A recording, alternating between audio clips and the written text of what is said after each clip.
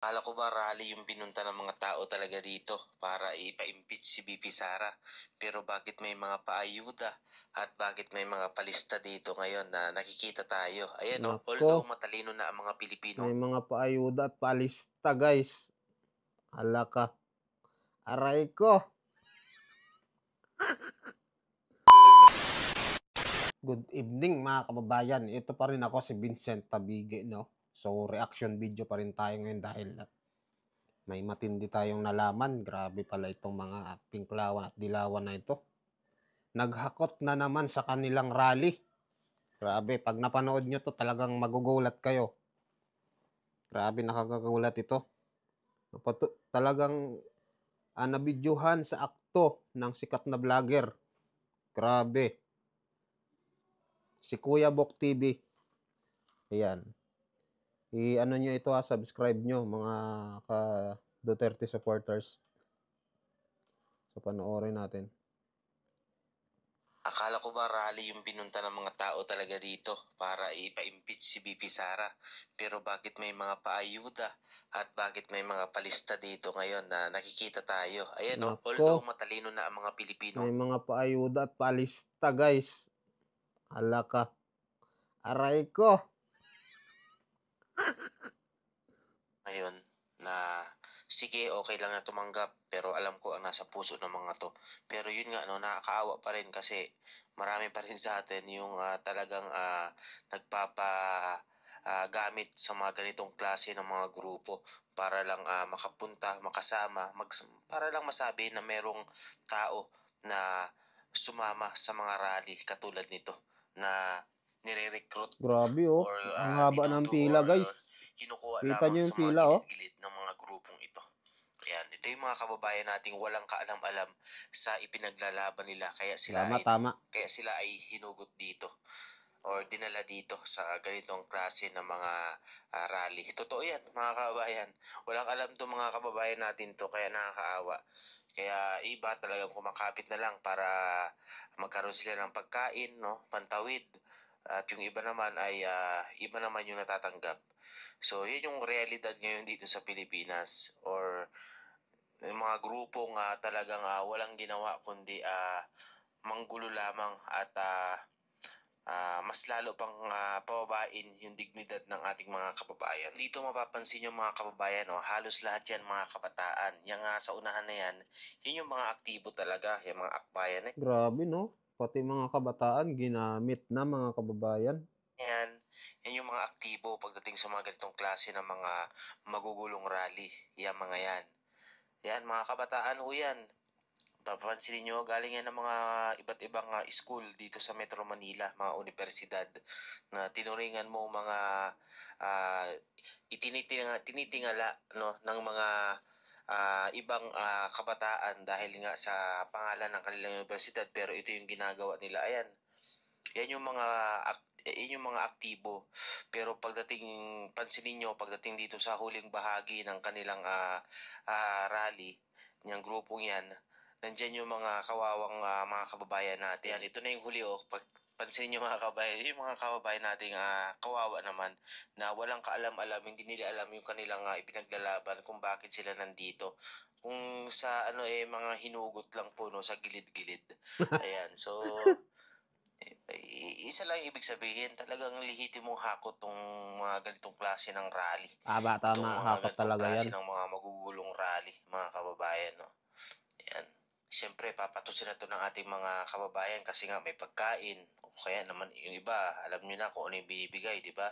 So, papatusin talaga nila ito. Kasi walang-wala eh. Kailangan talagang dumiskarte rin sa buhay ng ating mga katulad nitong ating mga kababayang ito. So, yun. At so dito natin makikita na yung mga ganitong klase ng suporta hindi yan solid, no? Talagang napilitan lang yung mga kababayan.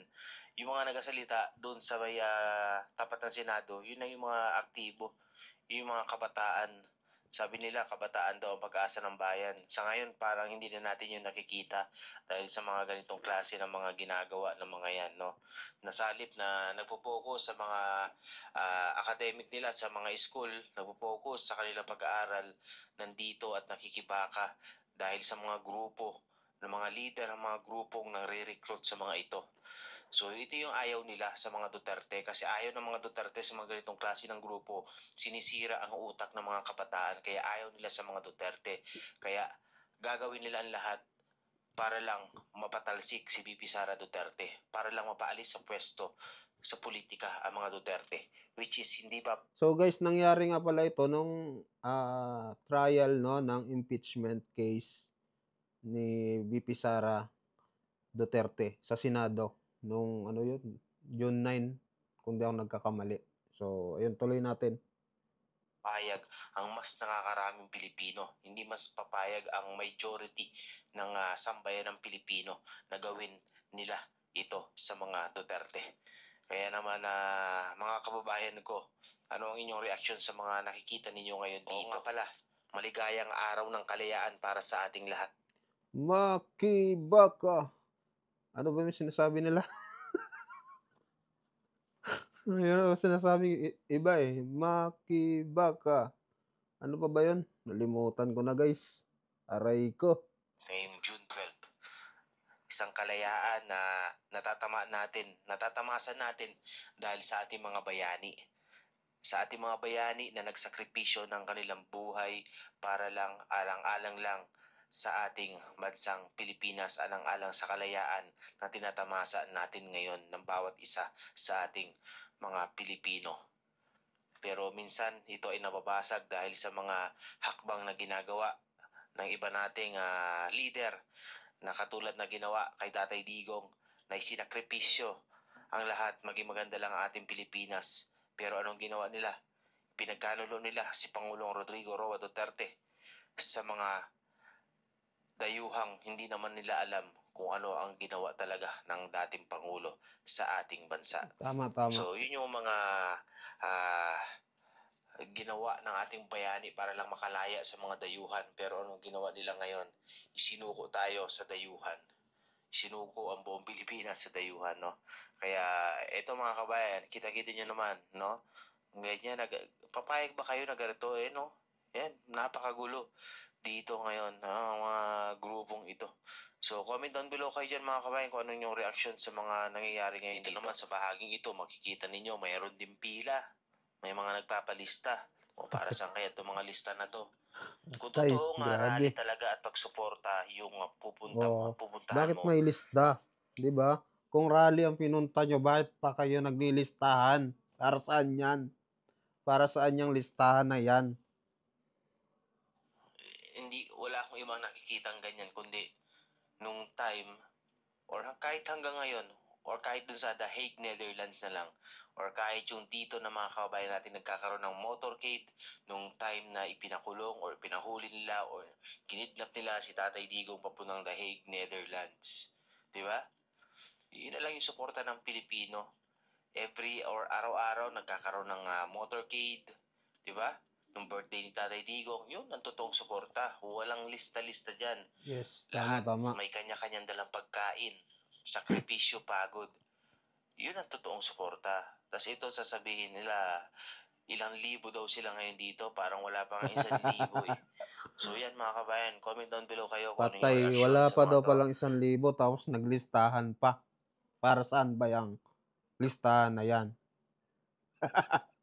Mag-comment kayo guys kung para saan yung listahan na yan. Tuloy Thank you natin. po thank you po and God bless for watching. Thank you so much po mga kababayan. God save the Philippines. Ayan.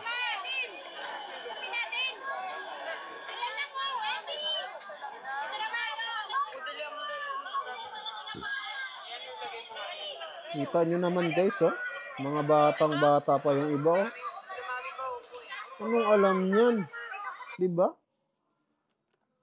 Anong alam niyan mga kababayan sa pinaglalaban na ganyan, 'di ba? Ang liliit pa. Ba't nyo sinama diyan?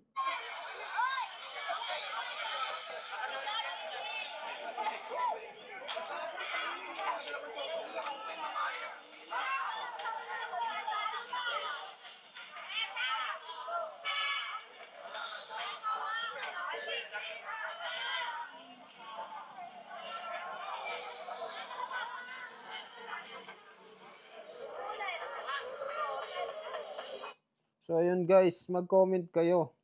Ano masasabi nyo dito, no? Sa mga rally nila. Palagi na lang ganito eh, tuwing rally, may listahan. May listahan talaga sila. Di natin alam kung para saan yung listahan na yon, 'di ba? Nakakaano lang, 'di ba makakapag-isip ka ng kung ano-anong bagay kasi bakit may listahan sila. Tapos ang nangyari pa, may mga bata pang kasama maliliit. Tama ba yung rally na 'yan, 'di ba? Kaya mag-comment kayo guys kung ano masasabi niyo sa ganitong mga pangyayari, 'di ba? Nakakaawa yung mga maliliit pa na hindi pa alam kung ano yung kanilang pinaglalaban, bakit sila sinama. Ayun, maraming salamat mga kababayan sa panonood niyo ng, ah, video natin ngayon. Mag-comment kayo, mag-subscribe at i-share niyo na din 'tong video na 'to. Maraming salamat po. Bye bye.